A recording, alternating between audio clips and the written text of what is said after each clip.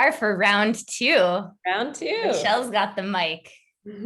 Yeah, so we're continuing on in our series of the words that we sort of chose from David Whyte's Consolations, the words that really resonated deeply for ourselves, for our work. So Michelle, tell me about the chapter that you chose. Yeah. Word. Well, the word that I chose, which is interesting, I'm going to cheat a little bit. I chose one, and I don't think I can talk about this word without talking about another word, but I chose robustness. And, I think it's a word you probably heard me say, over the years. And I think why I love that word so much is it's really about showing up. It's a sturdiness. It's an engaging the world wholeheartedly, and to also kind of understand that that we're not entitled to life going any particular way, but we show up and we work with the pieces we have. And this year, I think has taught me a deeper understanding of the idea of robustness. And I think it is about heartbreak. I think living this last year in the collective, I think trauma, physical vulnerability, racial injustice, I think it's untenable, the amount of heartbreak we've experienced collectively. And in the last 6 months myself, I've endured I think a couple of heartbreaks personally to me that have really ushered in a season of grief and a depth of oh, now I'm messed up. Okay, I'm gonna have to start over. It's okay. I get too heady, or I get too self-conscious about it. You're human. I'm human. Yeah. Okay. Of course you've had heartbreak. Yeah, of course I've had heartbreak. Yeah, I don't think I can talk about robustness without talking about heartbreak, given the year we've lived and what the vulnerability and heartbreak of this year has tutored me in understanding what it means to step into and dialogue with and be robust in a year like we've lived. I think in my younger years, robustness could have a sense of what would be the word I would use? It would toughness. Like I would approach robustness with like a sense of toughness. Like I can endure this. I can take this. Come at me with it. And I think what this year has tutored me in is the connection of robustness to vulnerability. And how I've been thinking about it of late is how close in degrees the idea of our heartbreak is to our heart breaking open. Yeah.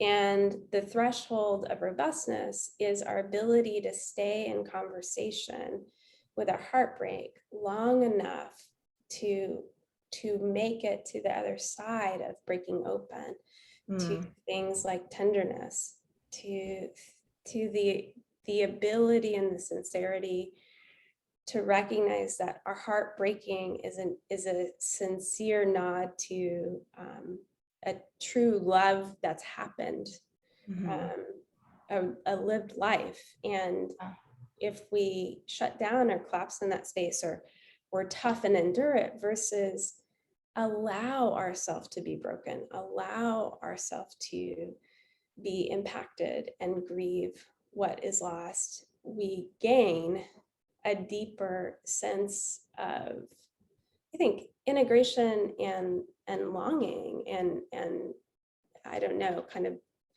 being able to hold on to what we want to go after in the world. Yeah. I love that. There is,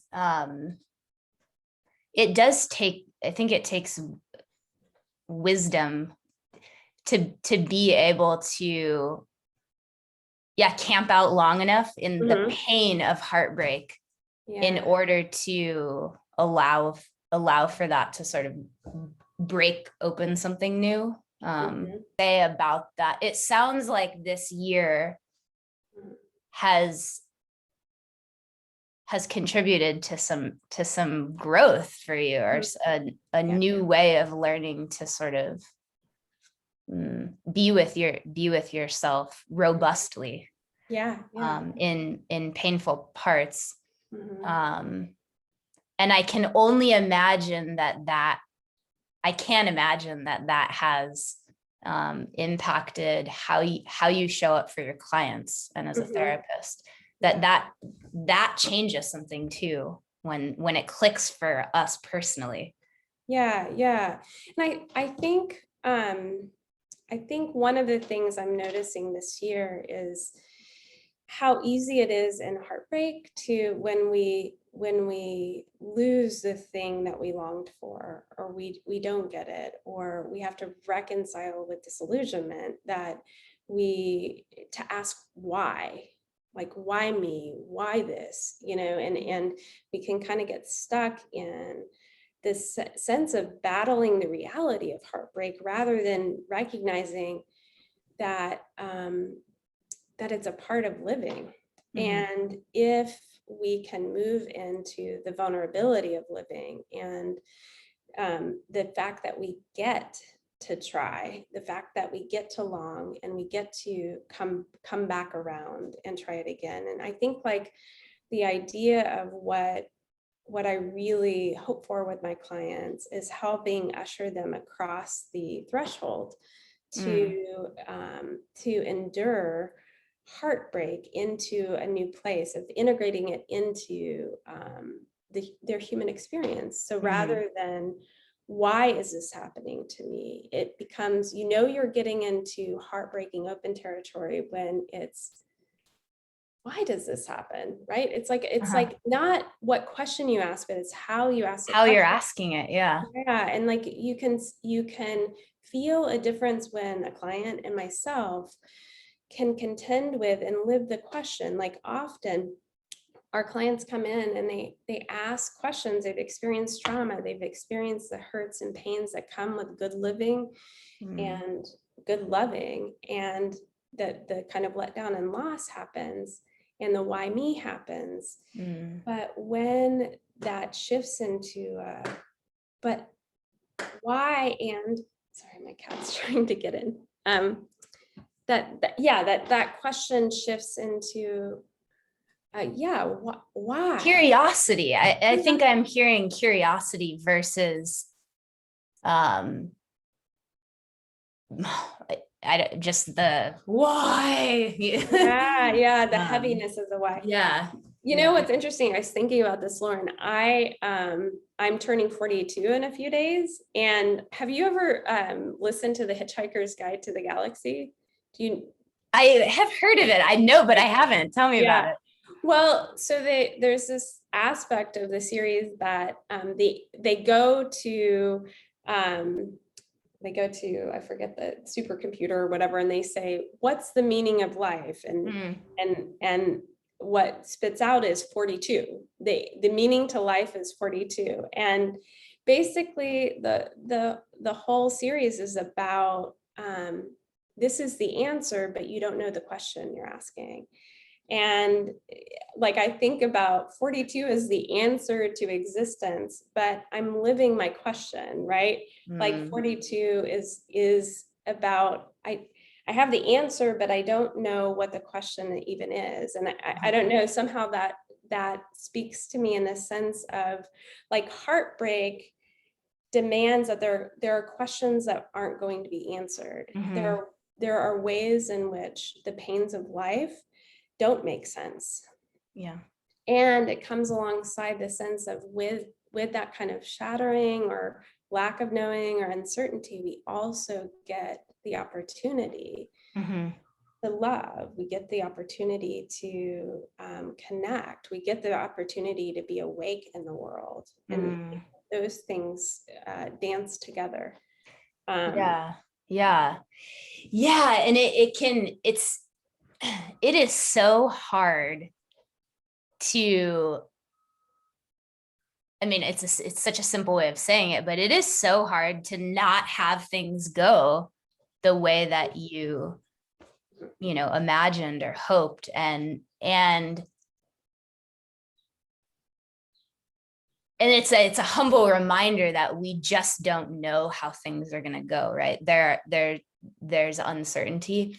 I think a helpful thing for me has always, or at some point, I guess, like the moment of realizing, well, there's also so much freedom in accepting that we don't know how things are going to go.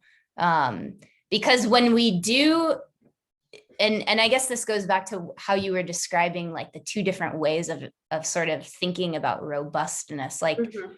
the first way is feels a little bit more set in, like, okay, maybe things don't always go, but I'll be okay and I'll keep going and I'll find solutions and I'll barrel Yeah, through and I'll be strong through it.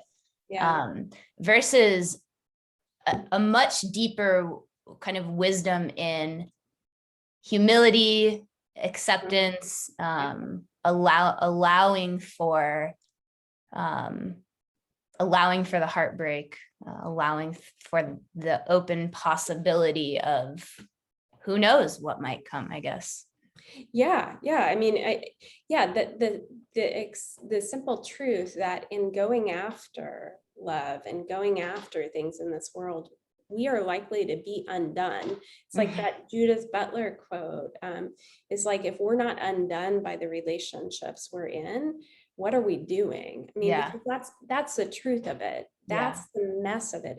It's all one package, and accepting it, I think, then comes to David White. What he talks about robustness is in that coming out of our isolation, moving from heartbreak, grieving the loss of something, and coming out of the isolation into back out into the world and trying again, you know, with the wisdom that that loss can happen again, and it's worth doing over and over again, over and over again, Yeah. and trying in our half-assed attempts, or half-baked, or working it out as we go, and that's okay. Like, Yeah. so it's like the okayness of, I mean, this is like trite, but the okayness of not being okay, and we not Yeah.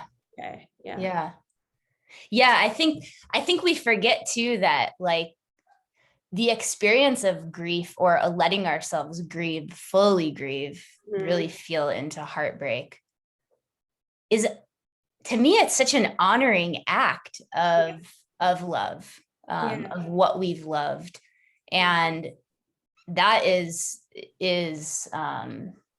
man, it doesn't feel good necessarily. Mhm. But also there's something so beautiful about letting ourselves grieve. And I don't know that we think about it that way often enough. Yeah, I like how you said that, because I think it connects with, like, the word that was coming to my mind is sincerity. It's like Yeah.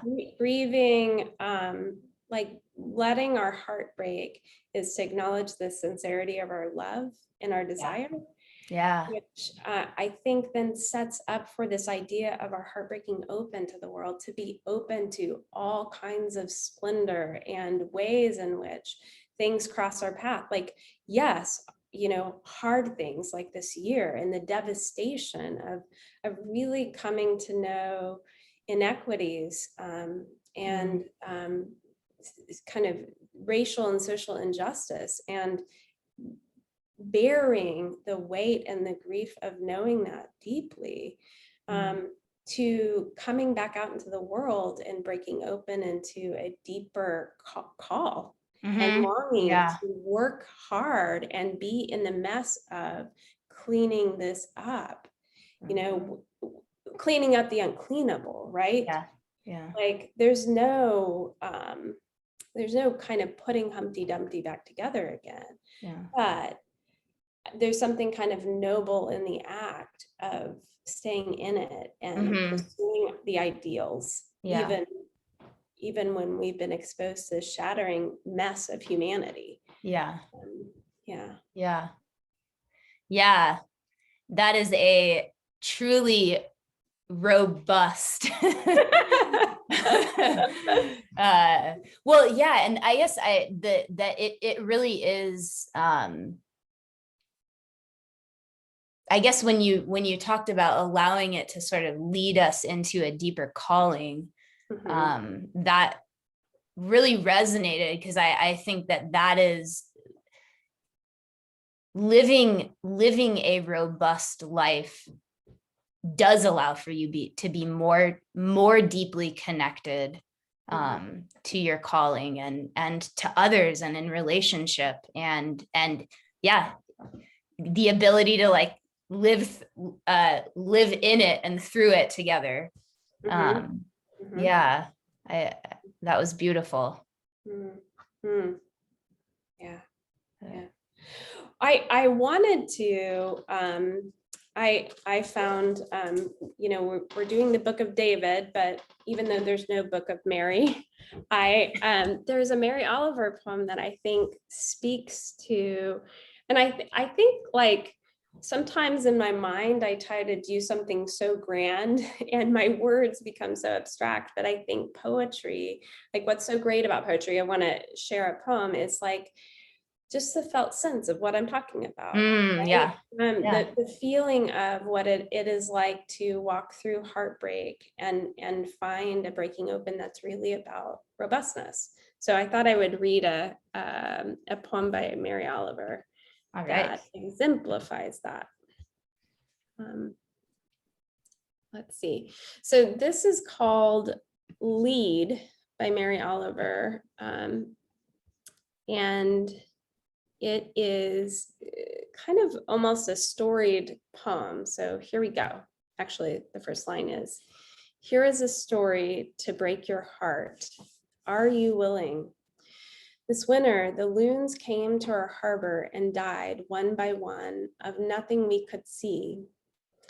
A friend told me of one on the shore that lifted its head and opened the elegant beak and cried out in the long, sweet savoring of its life, which, if you have heard it, you know is a sacred thing, and for which, if you have not heard it, you had better hurry to where they still sing. And believe me, tell no one just where that is." The next morning, this loon, speckled and iridescent, and with a plan to fly home to some hidden lake, was dead on the shore. I tell you this to break your heart, by which I mean only that it break open and never close again to the rest of the world.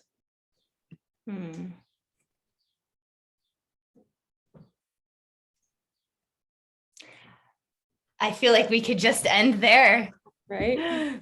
With the words of Mary Oliver and the invitation to allow our hearts to break open. Yeah. Thank you, Lauren. Yeah. Thanks, Michelle, for sharing. Cut.